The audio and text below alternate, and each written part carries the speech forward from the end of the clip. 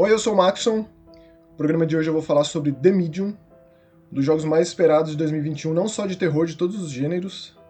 Eu, como um grande apaixonado pelo trabalho dos poloneses da Bloober Team, esperava bastante esse jogo. Acompanhei os caras desde tempos de Layers of Fear, depois Observer, Blair Witch. Inclusive vou colocar aqui na descrição do vídeo todos os links para vídeos passados. Fico muito feliz de ter falado sobre essencialmente todos os jogos deles aqui no canal. E agora é esse, que é dito por eles e também concluído por mim mesmo depois de ter terminado como o jogo mais ambicioso dos caras, ao mesmo tempo que também é o mais retrô.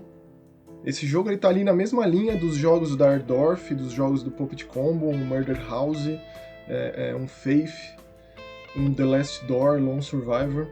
Apesar de tecnicamente muito ambicioso, tecnicamente muito primoroso, ele é um jogo de terror retrô e ele conversa diretamente com quem tem uma ligação com o terror em videogame lá da metade dos anos 1990.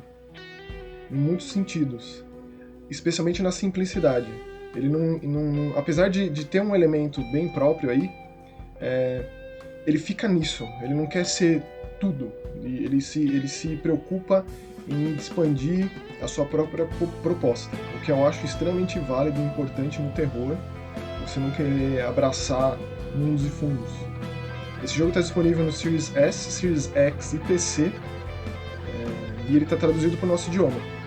Bons textos, a história é muito importante, então acompanhar esses textos, acompanhar cartas, cartões postais, que é um dos colecionáveis mais interessantes, acompanhar artigos de jornal, a própria história nas cutscenes, e mais, os comentários da própria protagonista, Marianne, dessa médium, que dá nome para o jogo, né? Que ela, é como se ela conversasse consigo mesma. Isso é uma estrutura narrativa que eu acho um tanto complexa de ser feita, ainda mais que ela está dizendo tudo que a gente está jogando no passado, com quem que ela está falando de fato, com ela própria, é a consciência dela. Então é uma questão interessante do roteiro, que em videogame aplicado eu acho que é muito mais rico do que, digamos, em cinema, por exemplo.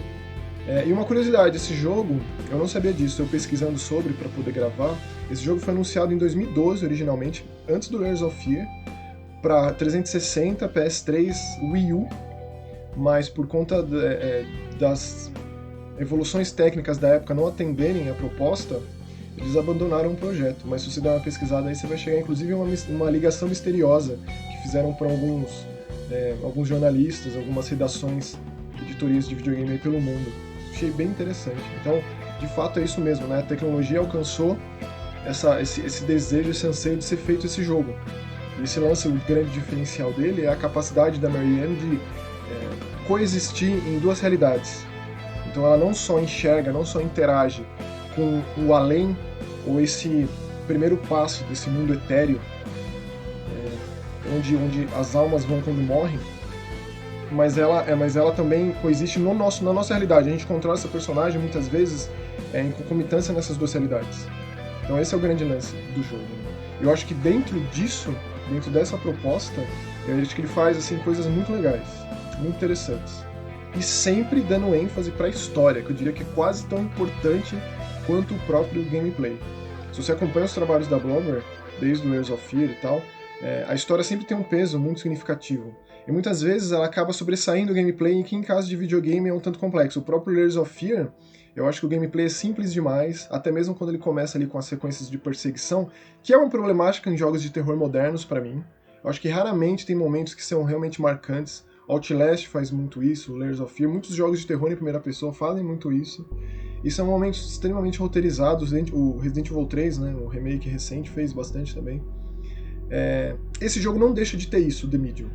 Mas eu diria que são bons momentos, porque, como eu disse, ele pega esse básico de gameplay e ele consegue explorar bastante os elementos do próprio jogo. Então ele é um jogo que se passa no final dos anos 90 na Polônia, que eu acho extremamente interessante, não é todo dia que a gente joga um jogo nesse cenário. E essa personagem, Marianne, ela convive com isso desde seu nascimento, desde que nasceu.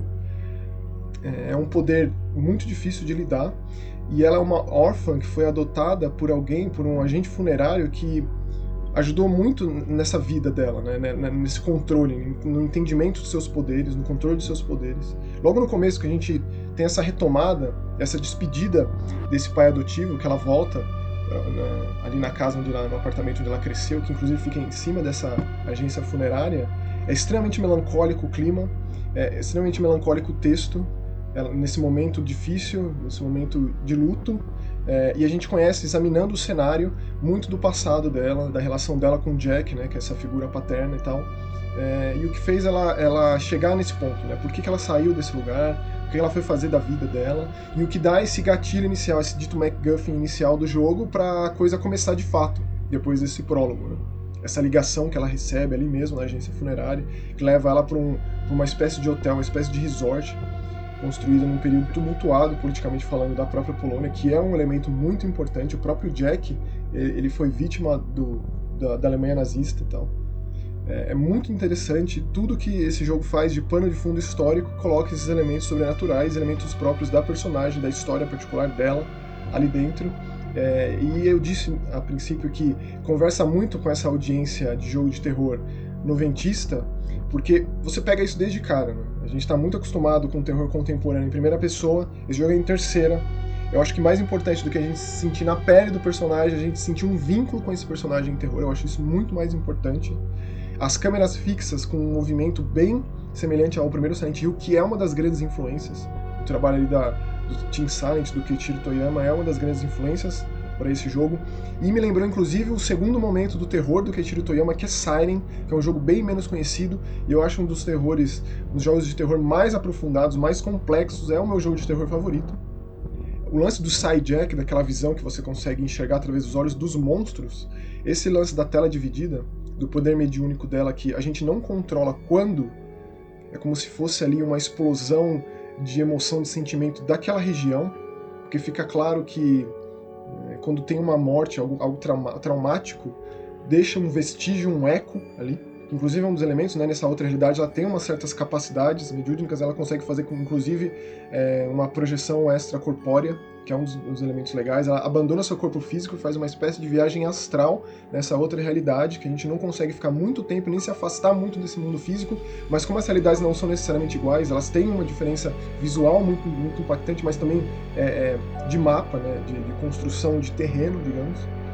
Fora outros elementos, o próprio lance dela se teletransportar, digamos, entre aspas, através de um espelho, lembrou bastante Silent Hill Origins. Então Silent Hill é uma das homenagens, mas não fica só na homenagem. Eu acho que ele consegue criar uma linguagem própria que eu acho extremamente válida. Então tem essa conversa direta com o trabalho do Keiichiro Toyama, que eu acho maravilhoso. E aí tem uma mais ainda, que é a participação do Akira Yamaoka na trilha sonora, que era um dos elementos que eu mais tinha expectativa nesse jogo. Porque faz muito tempo que o Akira Yamaoka está afastado do terror.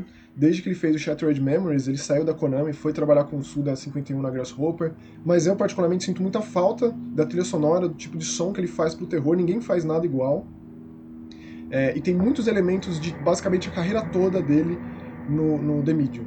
Inclusive até com a participação da Mary Elizabeth McLean, que é a cantora que cantou várias das músicas dele Silent Hill 3 à frente, quando ele se tornou produtor de Silent Hill, né?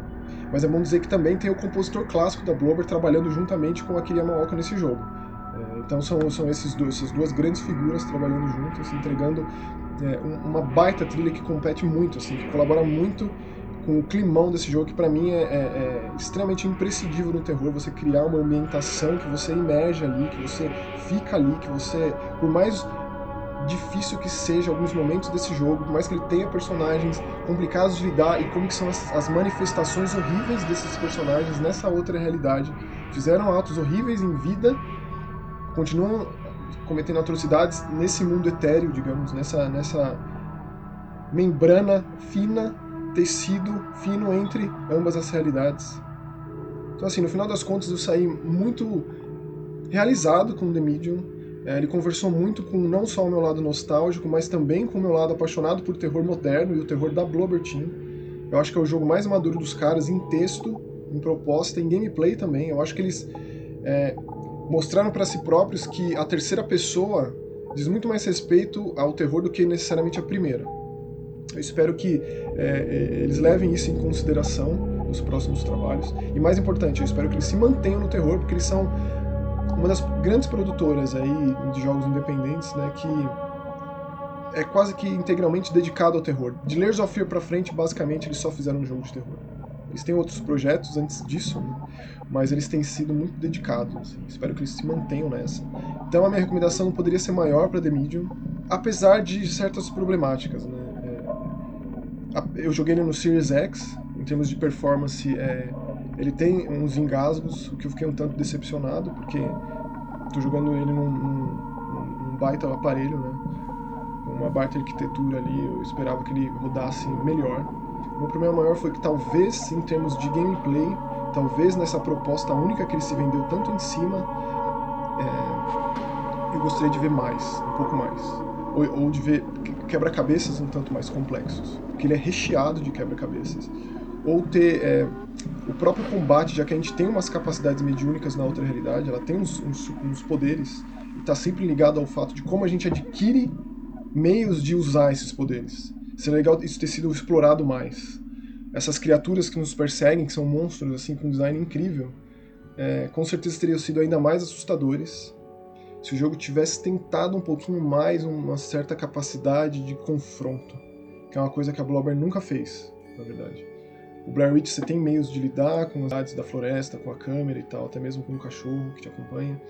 O Observer é muito mais FPX, também tem sequências de perseguição, mas são sempre jogos muito focados em narrativa e da construção desse terror do ambiente, do entorno do personagem, né? Eles são campeões em fazer isso, desde Layers of Fear.